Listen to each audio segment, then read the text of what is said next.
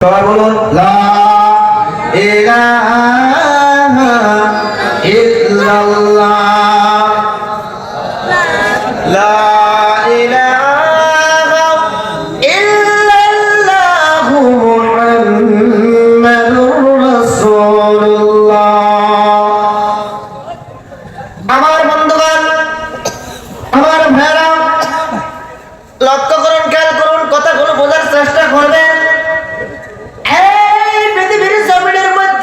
কিন্তু চিরজীবন জীবিত থাকতে পারবেন না, আপনার কিন্তু একদিন মৃত্যুবরণ করতেই হবে। আল্লাহ রাব্বুল আলামিন পবিত্র কালামুল্লাহ শরীফের মধ্যে তো সুন্দর করে ঘোষণা করলেন, কুল্লু নাফসিন যায়িকাতুল মাউত। সকলে শিক্ষার করে বলুন আল্লাহু আকবার।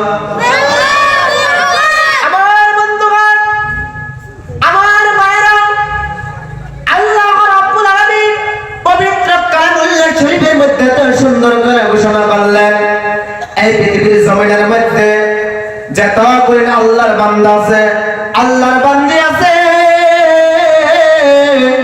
এই পৃথিবীর জমিনের মধ্যে আপনি কিন্তু চিরজীবন জীবিত থাকতে পারবেন না। একদিন কিন্তু সব ব্যক্তির মৌতের পেয়ালা থাকতেই হবে। সম্মানিত মুসলমান এলাকাবাসী, এই পৃথিবীর জমিনের মধ্যে কিন্তু আসার সিরিয়াল আছে, কিন্তু যাওয়ার সিরিয়াল নাই। এবার মুসলমান বন্ধুগণ, আমার মায়ের আগো, এই পৃথিবীর জমিনের মধ্যে আপনি বিল্ডিং করলেন, আপনি গাড়ি করলেন, আপনার গাড়ি করলেন, আপনি বালখানা করলেন, এই পৃথিবীর জমিনের মধ্যে আপনার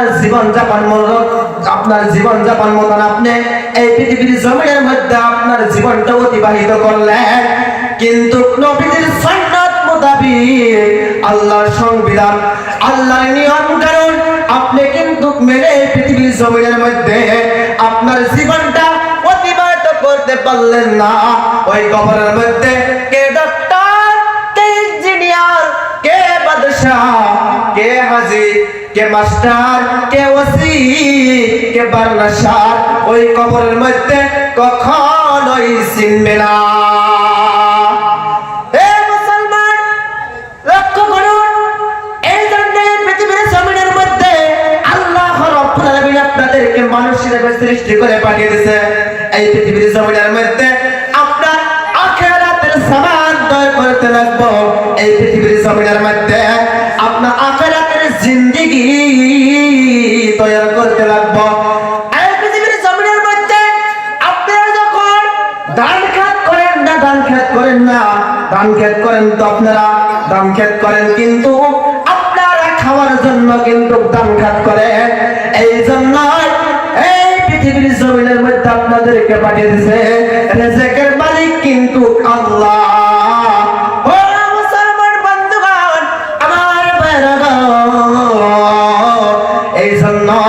এই পৃথিবীর জমিন থেকে আপনার আখিরাতের সামান তৈরি করে নিয়ে যাইতে হবে। আপনি যদি আখিরাতের সামান তৈরি করে নিয়ে যাইতে পারেন, কঠিন কিয়ামতের ময়দানে আপনার জন্য আপনার কবরটা আবাদান আবাদান জিন্দেগি। জোরে বলুন সুবহানাল্লাহ। হে মুসলমান, বোঝার চেষ্টা করুন। বসে থাকা মা মনে লাগো, এই পৃথিবীর জমিনের মধ্যে আপনাদের নামাজ কায়েম করতে লাগবো।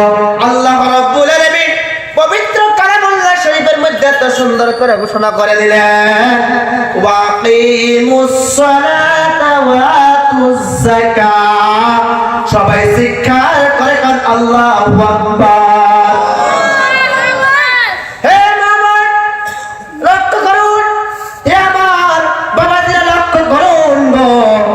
আল্লাহর নিয়ম, আল্লাহর কানুন, আপনার এই পৃথিবীর জমিনের মধ্যে 5 ওয়াক্ত নামাজ পড়তে লাগবে। এটা হইছে ফরজে আইন। আপনাদের নামাজ কায়েম করতে লাগবে, আপনাদের নামাজ পড়তে লাগবে।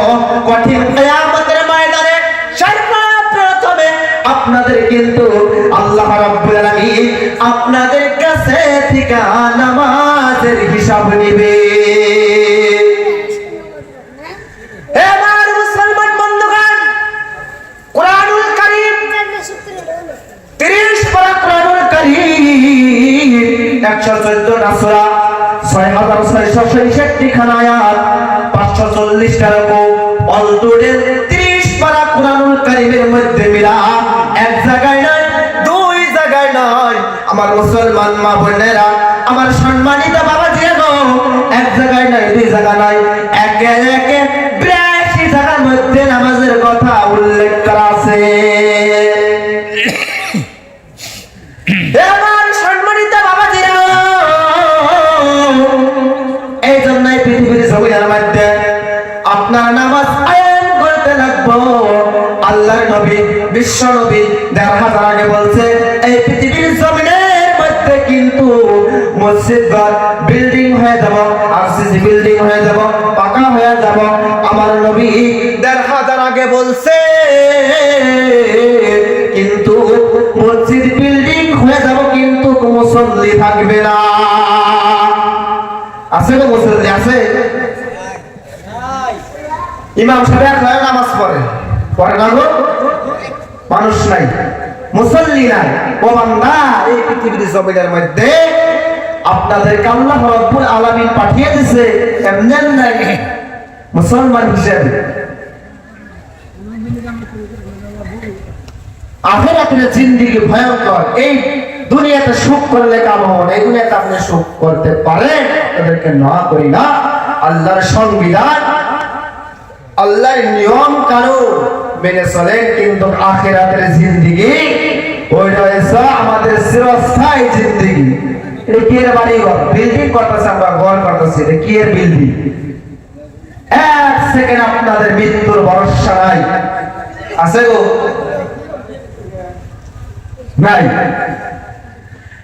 মুসলমান, আমি আর লম্বা চওড়া বক্তব্য করবো না, আপনাদের সম্মুখে আমি সমাপ্তর দিকে যাচ্ছি।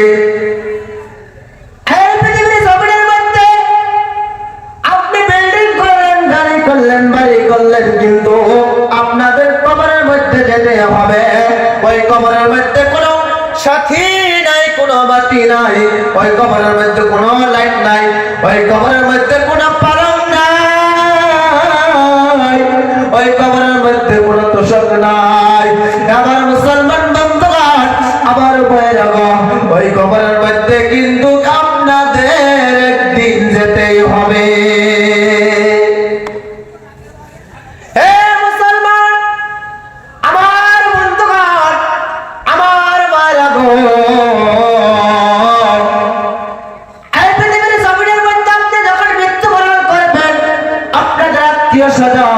আপনাদের পরামর্শে আপনাদেরকে কাপড় পরিধান করার জন্য বাজারে যাবে, কাপড় কেনার জন্য।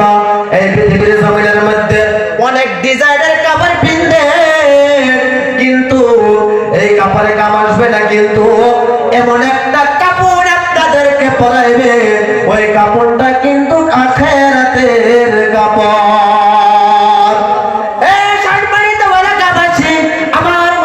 বন্ধুগণ, আমার ভাইরা, ওই কবরের মধ্যে যখন আপনার আত্মীয় স্বজন আপনাদেরকে রেখে আসবে, তখন ইমাম সাহেব বাড়ি দিবে, মিনহা খালাকনাকুম ওয়া ফিহা নুঈদুকুম ওয়া মিনহা নুখরিজুকুম তারাতান উখরা। সবাই শিক্ষার করে বলেন আল্লাহু আকবার।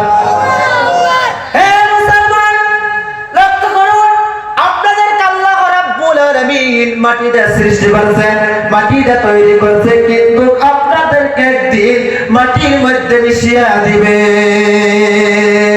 হে মুসলমান বন্ধুগণ, আমার ভাইরা,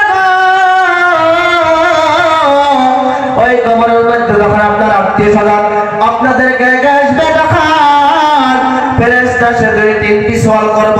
3টি সওয়ালের জবাব যদি আপনি দিতে পারেন, আপনার জীবনটা জান্নাতি জীবন হয়ে যাবে। একটু জবান খুলে করুন সুবহানাল্লাহ। এ মুসলমান বন্ধুগণ, আমার ভাইরা,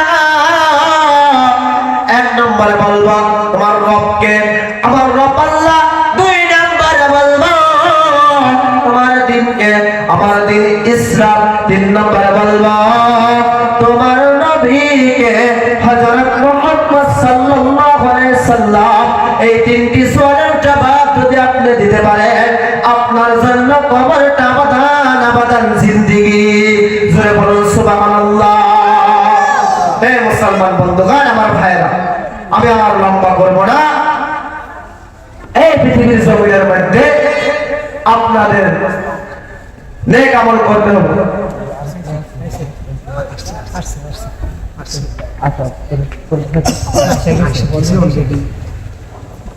হে মুসলমান বন্ধুগণ, আমার ভাইরা, এই জন্যই আখিরাতের জিন্দেগি আপনাদের তৈরি করতে হবে। এই পৃথিবীর জমিনের মধ্যে এটা হলো মুসাফির খানা, মেহমান খানা। সারা জীবন আপনি জীবিত থাকতে পারবেন না। আপনার একদিন মওতের পেয়ালা চাকতেই হবে। মুসলমান বন্ধুগণ, আমার ভাইয়েরা, আপনাদের সম্মুখে থেকে আমি বিদায় নেব। হে মুসলমান বন্ধুগণ, আমার ভাইয়েরা, আমাদের সবাইকে 5 ওয়াক্ত নামাজ পড়ার জন্য, কায়েম করার জন্য তৌফিক দান করুক। সকলে বলুন আমিন। হে মুসলমান বন্ধুগণ, আমার ভাইয়েরা, এই জন্য নামাজ কায়েম করতে হবে, নামাজ প্রতিষ্ঠিত করতে হবে। সেই কঠিন কিয়ামতের ময়দানে সর্বপ্রথমে নামাজের হিসাব হবো। নামাজ ফরজ আইন, আপনাদের নামাজ পড়তেই হবে। যাই হোক, আপনাদের